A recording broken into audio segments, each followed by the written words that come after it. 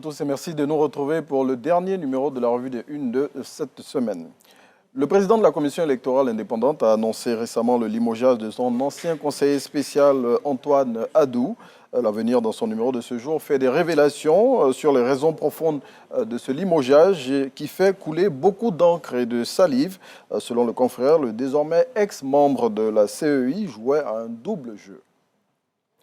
20 ans de prison, c'est la peine requise hier par le procureur de la République contre Kwa Justin dans le cadre du procès pour trouble à l'ordre public en lien avec la crise électorale de 2020.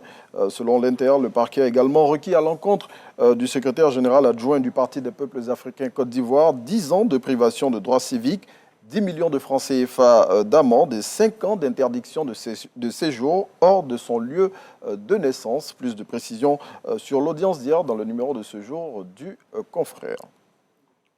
À partir du lundi 10 février, les tarifs des péages vont baisser dans certains postes à péage du pays. L'annonce a été faite hier dans un communiqué par le ministère de l'Équipement et de l'Entretien routier.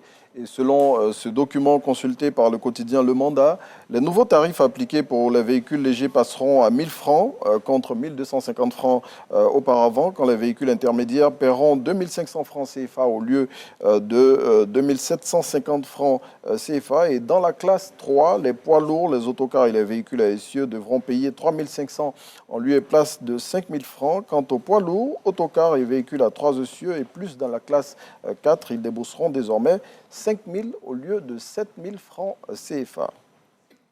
Et puis, bien malin, qui pourra dire avec exactitude comment se passera l'élection présidentielle de 2025 ?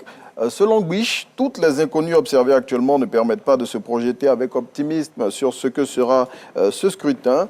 Entre les hésitations du chef de l'État Alassane Ouattara, l'inéligibilité de Laurent Gbagbo ou encore les problèmes supposés de double nationalité de Tidiane Thiam, eh bien, Biche se demande comment sera cette élection présidentielle. C'est ici qu'on s'arrête pour cette semaine de la Revue des Unes.